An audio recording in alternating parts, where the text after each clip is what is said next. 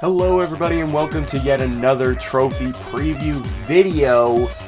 This time we're going to be going over a game that is coming out in just a few days, and that game is going to be Ghostwire Tokyo.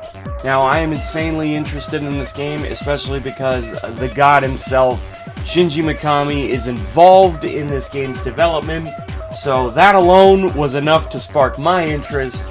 And I'm really looking forward to pulling up the trophy list and see what's in store. So let's have a look. Alright, so here we go once again on Power Picks because PSN Profiles doesn't have the trophy list yet. But this is how we get trophies early, so it's got to be done. I like this. Complete Chapter 1, 2, 3, 4, 5, 6. They're not spoiling anything, but they're just saying, hey, here's how many chapters are in the game. So now we have an idea of how long the game is. However, to my understanding, what I've seen from the game anyway, I haven't really watched any big gameplay videos, but I have seen trailers. And from what I can tell, this seems to be a big, explorative, open-world experience. So there only being 6 chapters, yeah, it makes it sound like the game's short, but it probably isn't in hindsight. Chapters are probably very long, and there's probably so many side objectives and optional things that you can do within each chapter that would probably take up the brunt of the chapter itself. I seriously doubt there only being 6 chapters is all that much of a bad thing. Now, as I was reading the rest of the trophies, shit gets crazy. But I want to talk about this one first. So, there's a few trophies. These all go hand in hand with each other. Transfer 25% of the spirits in the city. There's one for 50%. There's one for 100%. And then complete the main story after transferring 100% of the spirits in the city. And this is a gold trophy, which is what makes this trophy interesting. So, I have no idea what transferring spirits in the city even means. At first glance, I thought that it was probably some kind of a collectible. And it might still be. But what I find so interesting is that there's a gold trophy tied to having done all of the transferring before beating the game, which makes me wonder, does transferring the spirits somehow make the game harder? I don't know, maybe they are just a collectible, but when you get them all, there's like a true ending or a true boss at the end of the game, thus making the game harder to beat. Or maybe it somehow raises the difficulty of the game. Maybe it spawns new kinds of enemies that are really tough. Who knows? But I just found it interesting, because if this wasn't a gold trophy, I wouldn't even be pondering this. But the fact that it is a gold trophy makes me think that there's probably some level of difficulty to it. Although, I could be absolutely wrong about that, because there are many, many games that have gold trophies that are easier to get than bronze trophies. So this being a gold trophy just could be misleading me, and I'm grouping grade with difficulty when honestly I really shouldn't, because half the time that's not the case.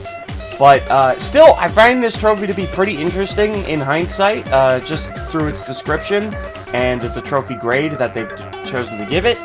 But yeah, I am wondering about this. Obviously we're not going to know until the game comes out, but this is just my speculation. This trophy looks pretty interesting.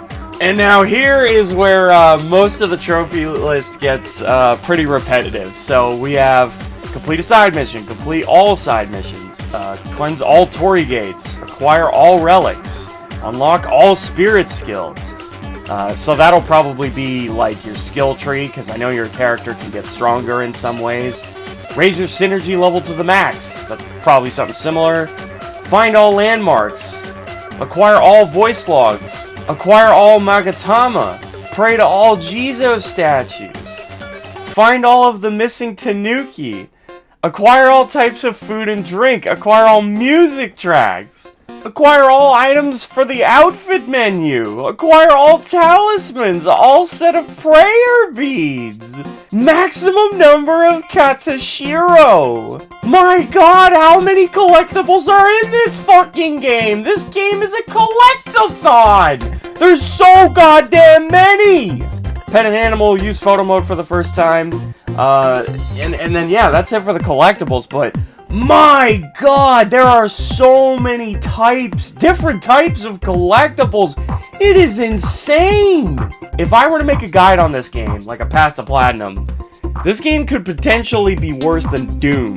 I don't know if you guys checked out my Doom path to platinum, but that is my longest path to platinum, and it's simply because there are a metric fuck ton of collectibles in that game. This game looks like it puts it to shame. Like, there looks like there's so many collectibles in this game. But the big question will be, is this game going to be like Spider-Man PS4 from Insomniac? Because that game, yeah, it had a fuck ton of collectibles and shit you could run around and collect, but everything was on the map at all times, and nothing was ever a secret. Meaning, you just look at your map, you see where it is, you go there, you pick it up. No guide necessary. The game already tells you what needs to be done. Now, I'm wondering, will all the collectibles in this game be like that? Will you be able to see them all on the map at any time? Or will some of these collectibles have to be found organically and naturally by you just happening upon it?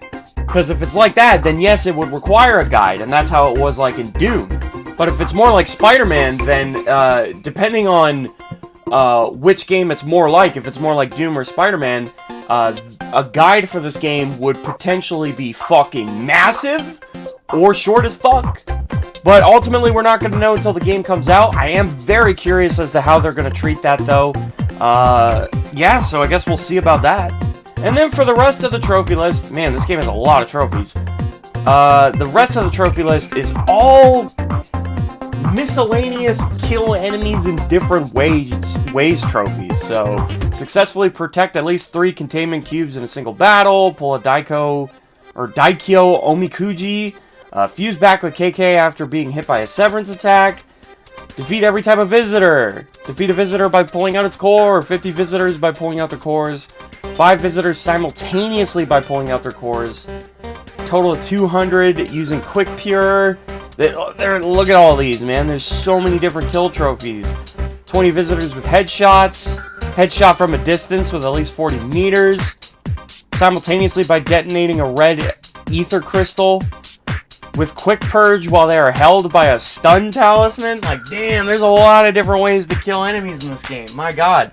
Grapple and glide to remain in the air for at least 10 seconds. Spend a shit ton of money. Spend at least 30 seconds looking at the moon. These ones sound like very easy ones that you could get in time. Wire in a total of 10 times. I have no idea what that means. Perform a total of 30 perfect blocks. I wonder how hard those are going to be. Defeat 10 visitors by ripping out their cores after exposing them with an exposure talisman. Defeat a total of 3 visitors with Quick Pure, which is different from Quick Purge, while hiding in bushes created by a thicket talisman. Dude, you could get so fucking creative in this game, man. Holy crap. So I think I could definitely make a guide on this game. It's probably going to take forever. The game's probably long as shit in order to 100% it. But there's definitely a lot to cover here. Like I said, I have no idea how they're going to handle the collectibles. But at least with these kill trophies, there's a lot of footage we can get doing those. So yeah, I think I could definitely make a guide on this game. And this trophy list looks pretty interesting. I have very high hopes for this game. I hope this game is fucking fantastic. Most of the time with the legend himself, Shinji Mikami, we have nothing to worry about.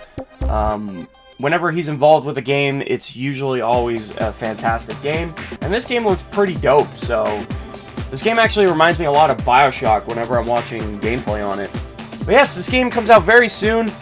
57 trophies. That's, to me, 50's a lot. This has 57. My god.